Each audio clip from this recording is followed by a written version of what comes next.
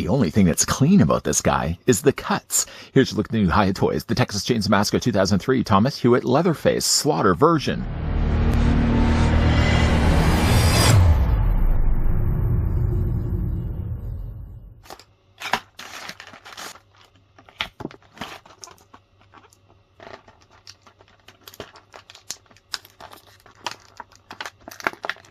This new 1/18 scale Thomas Hewitt Slaughter version stands 4.33 inches tall with 15 points of articulation and faithfully reproduces Thomas's hair and mask from the film.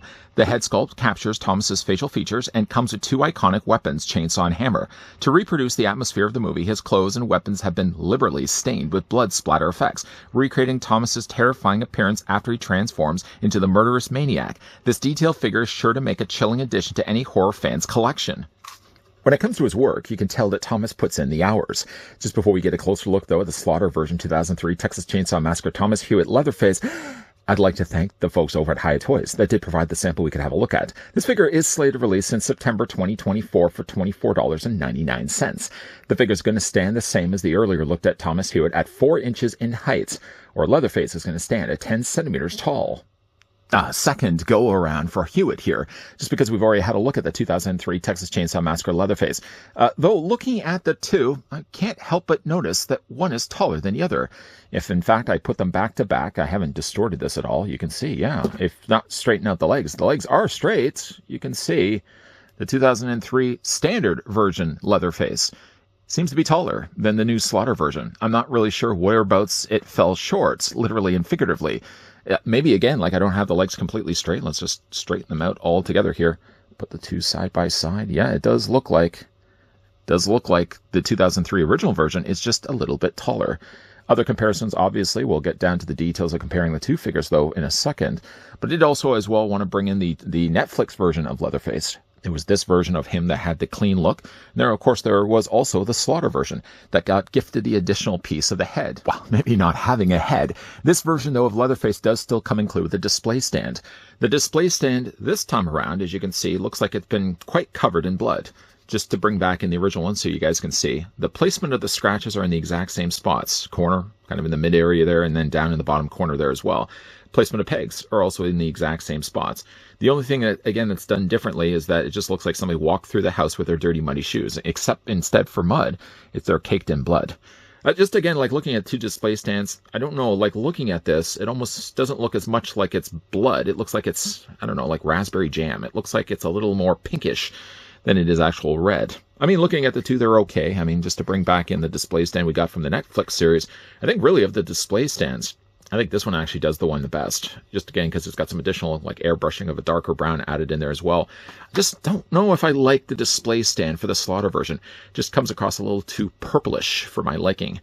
Put that off to the side. Of course, to go with that too, you get yourself your eye brackets. Those eye brackets, if you're fairly new to the idea of these, there's little opening slots here on the sides, the sides as well. You're going to take these eye brackets and basically they just fit in place of those. And then if you have multiple display stands, you can attach them this way, this way, this way, this way as well. And of course, you do have the peg that's going to plug onto the bottom of either one of his boots. The figure also comes included with hands. The irony in all of this, though, is that considering this is the Slaughter version, if you look at his hands and the hands that he has on his forearms, they actually are cleaner than the 2003 hands. To bring in the hands that we did get from that one, let me just hold on a second. They're so small, I obviously don't want to drop them. I mean, looking at the two, look how grimy the original 2003 Thomas Hewitt's hands are. Very dark, very brown. The one we get for Slaughter version, actually, ironically, is a lot cleaner. If I can actually get my own hands out of the way. See that? Can you see that? Okay, good.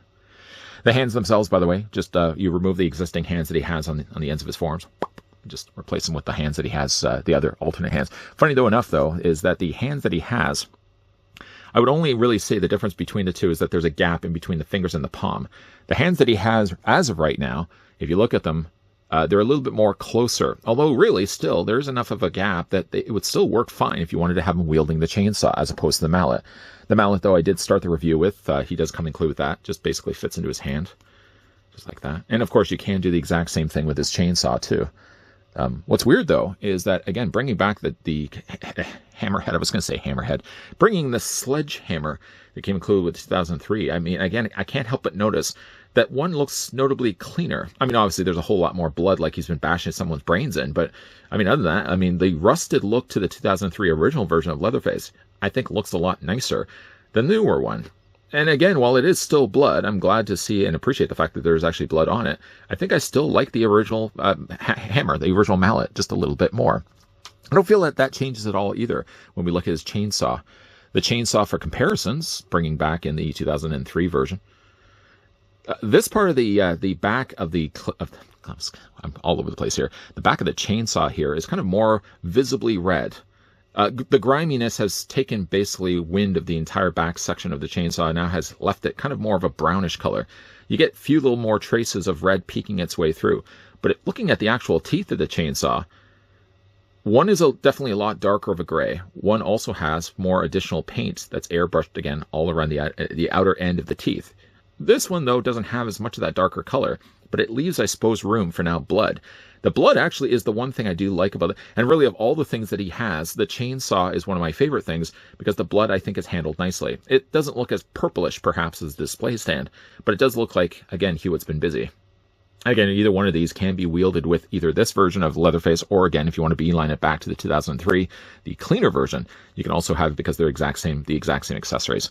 To get these, though, in his hands, he does have, bends in his elbows. The bends, unfortunately, though, were one of the disappointing things about the original Leatherface, just because you only have this much of a hinge, and already the arm guard that he has takes up a lot of that real estate space.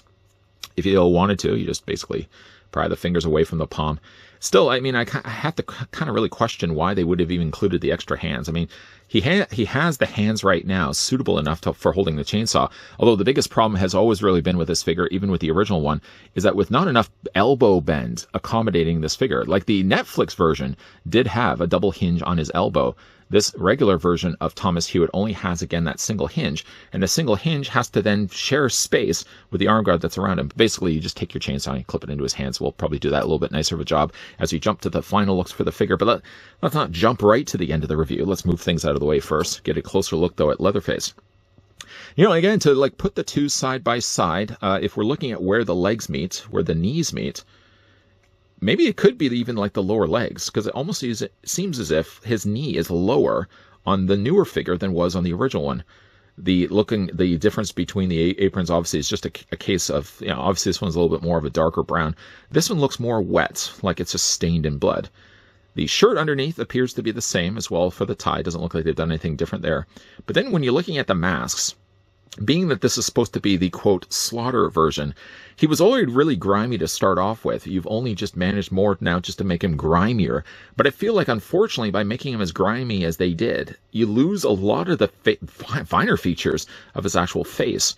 Like, it's so dark, unfortunately, that it's really hard to make out what's really going on here with Hewitt's face. I think it did a better job, honestly, when we looked at the original version of Leatherface. Again, you can see it from the sides. You can see it, obviously, here from the front. I don't think really either, like, the head is longer. I mean, obviously, if you're looking at this too, I'm just checking out the details myself. The little trim that he has below his chin, what's left of his skin, you can see it looks almost longer on his neck here, and it looks shorter here.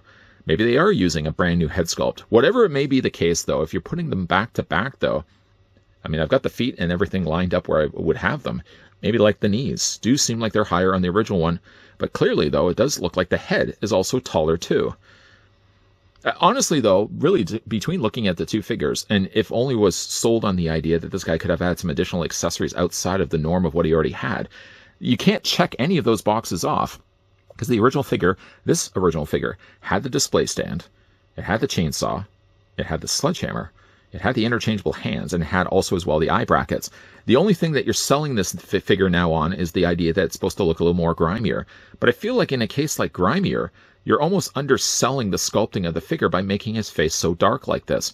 It's hard to really make out what's exactly going on here, and I feel, honestly, looking at the two, I would have just stuck rather with getting the 2003 cleaner version, because it looks a lot better for Leatherface. Again, if they had only just included one additional accessory, one selling thing that could say, well, if you already have the original version of Leatherface, and then you want to look to get to the slaughter version, well, we're including this imaginary accessory right here. Could be a head, could be a limb, could be a pail full of guts, any one of those things, just to, again, sell the idea. Because when we did get the Netflix version of Leatherface, remember, he did come with the severed head. Anyways, though, I mean, other than just the face looking way too dark, the head sculpt is good, but again, so much of it gets lost by the darker coloring of the paint. As for the rest of the outfit, I mean, again, short of just his apron being a little wetter to the look, and his gauntlets there, the wrappings that he has around his forearms, looking a little bit more soaked in blood, there really isn't a lot to be said differently for this figure that wasn't already approached already with the 2003. Now, for his articulation, his head's going to be on the exact same way, of course, the ball joint right there. So head's going to rotate back and forth. For all intents and purposes, I suppose you could rotate all the way around. The head looks down quite good, actually, and it looks up. You can also move it back and forth as well. Shoulders come out beyond the point of 90 degrees, so you're not going to have any problems there. You're going to have the ability, of course, to rotate the arms all the way around. But again, like the shortcuts, unfortunately, for this figure, where he comes up short, is just the fact that the figure only has a single hinge in his elbow. I know that's the place where elbows are. I mean, you can't very well have a joint up here because it wouldn't make any sense at all. Although, looking, though, at the Netflix version of Leatherface, remember this guy did have a double hinge on his elbow, so he had a lot more accommodations when it came to being able to move his arms up. This version of Leatherface, because, again, he's got this part that wraps around his forearm, that takes up what could have been very well a double hinge, where the other hinge would be down here. We'd get a lot more mileage out of the actual bend. Yes, sure, he does have the swivel there in the bicep, but with only just having a single hinge, you can't even bring really the arms together to have him properly hold the chainsaw together, as two hands holding the thing together. The hands do rotate all the way around. The upper torso, I don't know if you guys can actually see. So basically, this is a softer piece of plastic that's over top of his existing body. The tie is also something that's separate. I wanted to make sure I mentioned that as well. But you probably can already see there's a crunch right there behind his apron. So that allows the top torso to bend back and forth. There's also a swivel there as well. The legs split out, and they split in such a way, obviously, the apron is only going to be occupying the front of the figure, so you can easily swivel the legs out. Again, like looking at the legs, they're a little more on the soaked side, but again, like, I don't know, is that enough really to sell this figure? Back and forth on the legs, of course, the figure does have double hinge on the knees, and he does have the articulation in the ankle. All in all, though, I mean, again, looking at this figure, is it a good-looking Thomas Hewitt? Yes. Is it, though, the best Thomas Hewitt that we've gotten, though, from the Exquisite series? I would say no, honestly. I would still have stuck with the original 2003 cleaner version of Thomas Hewitt. Not only visibly taller, but also visibly cleaner in paint. If they maybe wanted just to take the existing figure that we already have, which, again, like, I have to kind of question, have they done something different to tweak the mold? Because obviously this one is shorter than this one here.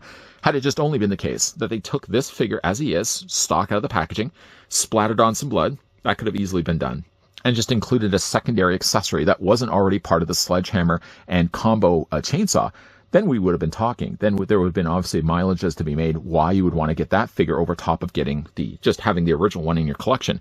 But again, like, to look at that and then look at what we got here with the Leatherface from the Netflix series, which again we'll bring back in the original Netflix, which again, like, whether you like the look of that mask or not, I think Hiya Toys has done a great job on that figure, and we are also getting still supposedly an Exquisite Super Series figure of that Leatherface. So I'm really excited for that. Just get this guy to stand.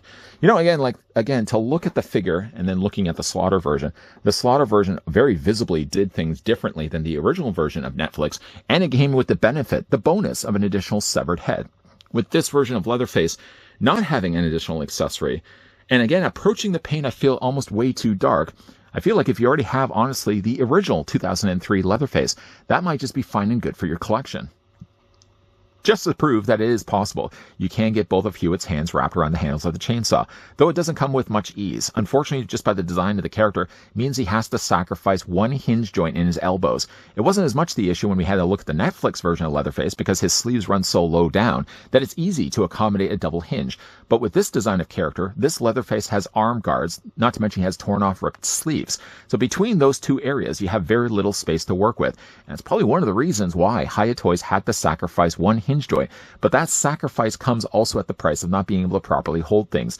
A sledgehammer isn't so much of an issue. Him holding, though, a chainsaw can be a little bit more difficult. The chainsaw handle, the one specifically more closer to the blades of the teeth, are very soft plastic. So you're already having to contend with a single hinge for the elbows. You're also having to worry about, though, a pretty soft handled chainsaw, that him holding a chainsaw can be, a very tricky feat. The thing about the figure, though, is, does he need to exist?